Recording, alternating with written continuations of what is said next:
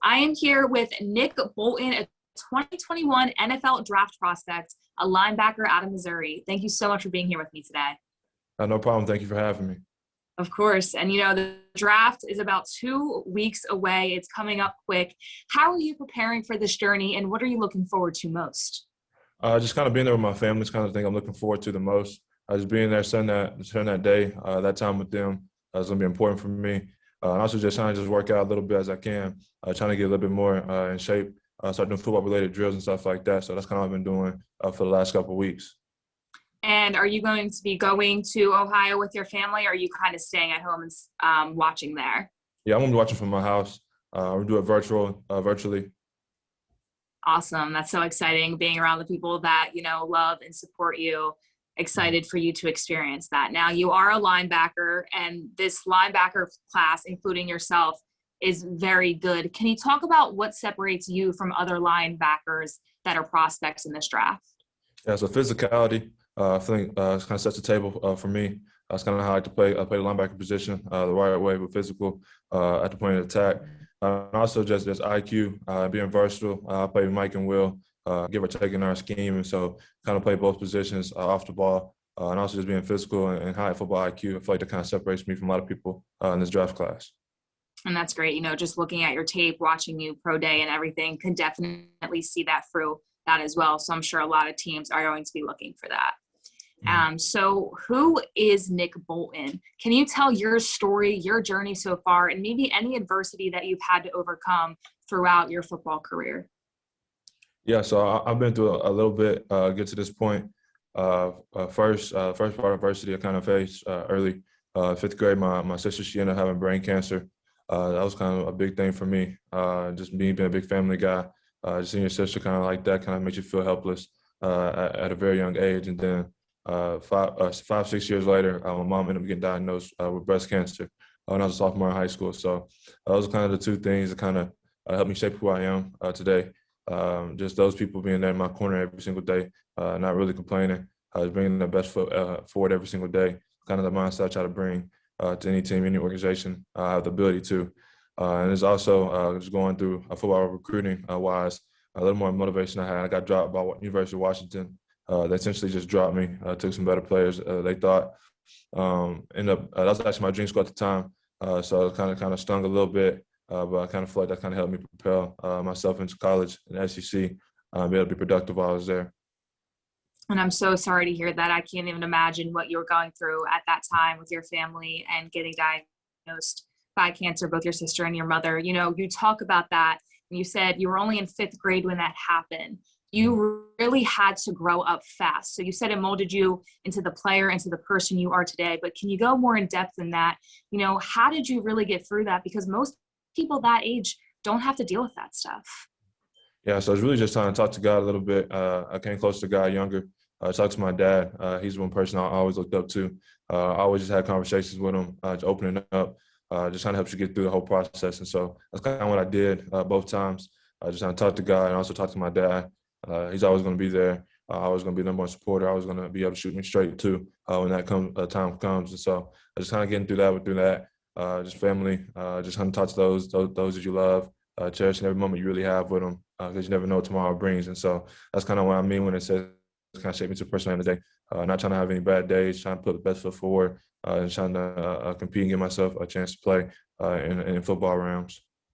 And you're definitely strong. Like I said before, just going through all that, having that adversity, dealing with that. And you said you're very much a family person, so I can't even imagine. So hats off to you, and your strength definitely shows just by talking to you for this few minutes. And, you also talk about getting drafted by University of Washington. Do you kind of see yourself as an underdog in a way? Obviously having a lot of success at Missouri, but that initial drop to a dream school that you wanted to go to, and now being successful, going to the draft, do you feel like you have a statement now that you kind of have to push, and that maybe you're an underdog? Not necessarily a statement I really have to push. After getting dropped by Washington, it's kind of more so not necessarily trying to prove them wrong, but prove myself right. That's kind of what motivated me. Just trying to make sure I prove myself right. I feel like I could go to the SEC and play and be one of the top players coming out of there by the time I leave for the draft. And so that's what mindset I came into college with, and that's just kind of how I've been going throughout this process still too, is just trying to prove myself right, prove that I belong here. I belong at a chance to compete at a high level in the NFL. So that's just kind of been my mindset, just proving myself right. And I absolutely love that. You saying you're not going to prove them wrong. You're kind of not going to worry about that, but you're going to prove yourself right. You're going to work on yourself, work on your game so that you can get to the goals that you want to. I mean, just hearing what you've gone through so far and how you kind of approach that, that's pretty amazing. Yes, ma'am. Thank you.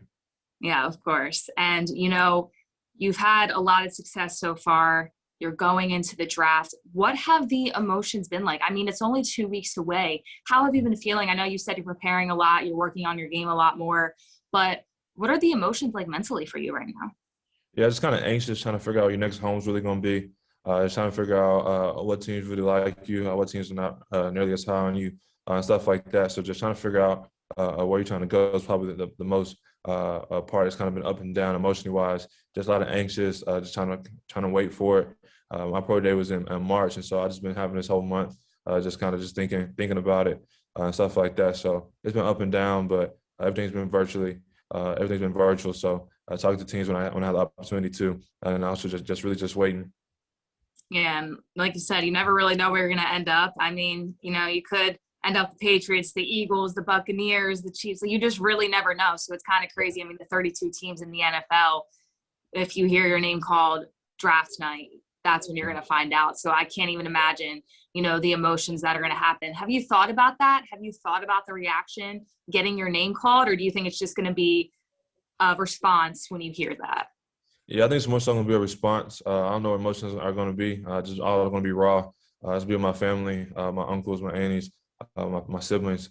So just whatever emotions I have that night, I really don't know what they're going to be right now, but they're all going to be raw, be as true as they get. Yeah, and I mean, you can't really prepare for this moment. You don't know how. I mean, you think you know how it's going to feel, but it all kind Yeah, of just hits you like a truck when it actually happens. So yeah, that's a great answer. yeah.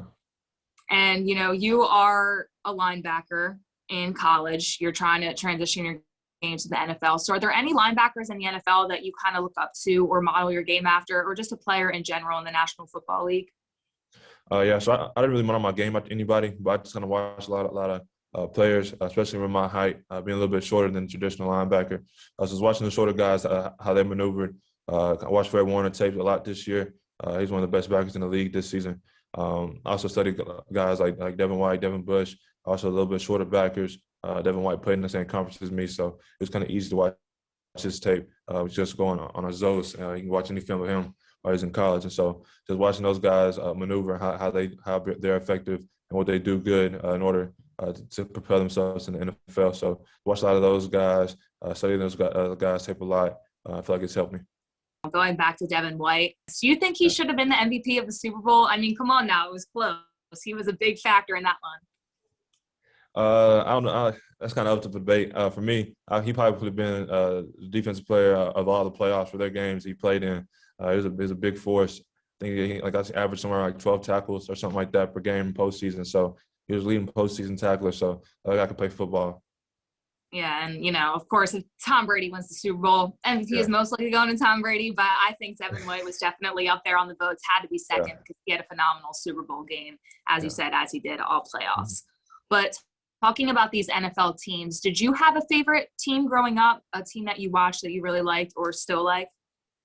Growing up, probably my one probably was the biggest on was probably the Washington football team. Just something that just happened really. I was just kind of watching them play a little bit. I kind of like certain players back then they had. Grew up kind of like Sean Taylor a lot too. So when he was there, it kind of made sense for me to like him. So kind of been liking him for a long time. Just one of those teams I just kind of been liking. It's been my team. I stuck with them since I was like 4 or 5. Yeah, and I mean, they have a promising future. I mean, Chase Young is a beast on that defensive line. I don't know about the quarterback situation right now. I don't know if Fitzmagic can get it done, but I guess we're going to see. The NFC East right now is just maybe you can go in and make an impact as well. Who knows, right? Yeah. But now, of course, getting drafted by any team, I'm sure, would be a dream for you, just, making your dream become a reality. But if you got drafted by Washington, would that be like next level? Yeah, that'll be the next level for me. That'll be a surreal moment. I grew up a big Alabama fan too, so those guys in D-line, I got from Alabama. I watched those guys a lot. growing up. That was my number one school while I was in high school. So I know all those guys know how dominant their front is, and so playing behind those guys would be a surreal experience for me. Yeah, and I'm sure, we'll be cheering you on here, watching the draft, wherever you get drafted. If you end up in Washington, that'll be awesome as well. But we're really excited for your journey.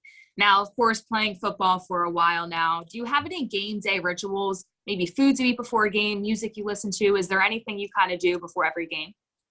I probably listen to like the same soundtrack every time. A lot of Lil Baby in there, a little bit of Gunner and stuff like that. So that's kind of what my pregame ritual is.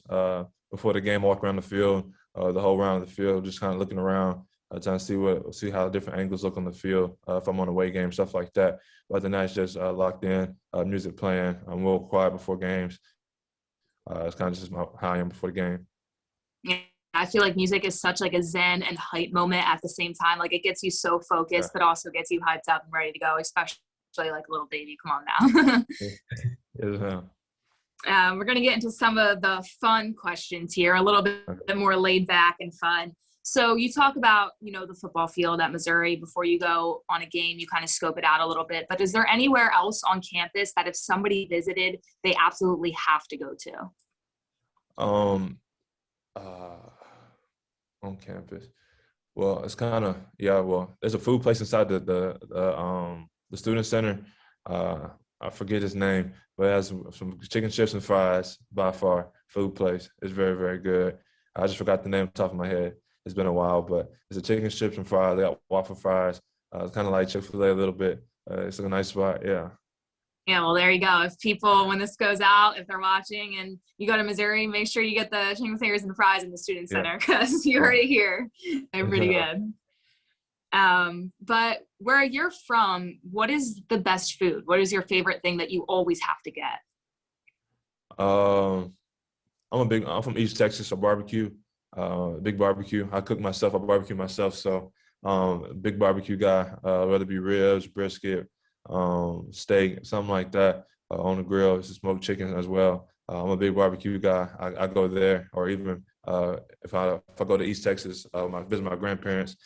Fish, there's a fish spot, AJ's out in East Texas. Is actually a real good fish place too. Oh wow! So whichever team you're going to, they're getting a football player, a great linebacker, and a chef that can cook barbecue and some fish. Yes, ma'am. I'm real good at barbecue. Yeah. There you go, a double threat right there.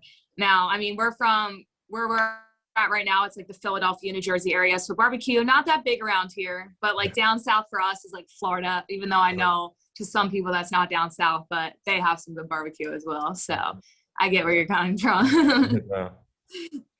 So if you could drink any Gatorade color for the rest of your life, only one, what would it be? It has to be Riptime Rush, like the light purple one. Wow, really? Yeah, that's the best one for me. That one right there's fire. That's the first light purple we've gotten out of all the interviews, so that's really interesting. Yeah. I've never had that one. Yeah, Riptime Rush, that's one of them right there. That's the best one. That's awesome. During this time between pro day and the draft, no combine really this year, what have you been able to do in your free time? I know you said the physicality, working on your game, but besides football, are you a gamer? Do you like to read, meditate? What is kind of your go-to when you have some downtime? Yes, I'm a big cooker. I like to cook anything. I cook a lot in my free time, and also video games. I play 2K a lot. That's kind of my game. A little bit of Call of Duty every once in a while, but mostly just 2K. So video games and probably cooking are the two things I've been spending most of my free time on. Xbox or PS5? I'm an Xbox right now. I might make the switch to PS5 though. There you go. And then I know you said you like cooking barbecue. That's a big thing. But what's your favorite thing to cook? Probably seafood mac and cheese. Oh, that sounds delicious. Yeah. Like we said, whichever team is getting you is very lucky. They got a great linebacker and they got a cook. So 2 in 1 right there. Yeah. They got some great meals to bring on the road with them and everything like that. So that's pretty awesome. Yes, ma'am. But thank you so much for being here today. We really appreciate your time. Your story is absolutely amazing and just inspiring to me. And I'm sure it's going to be inspiring to so many people. Once again, your strength is absolutely amazing. You know, the adversity you faced already and just kind of how you push through. and I'm sure are going to motivate a lot of other people to do the same. All right. Thank you. Yes, ma'am. Sounds good.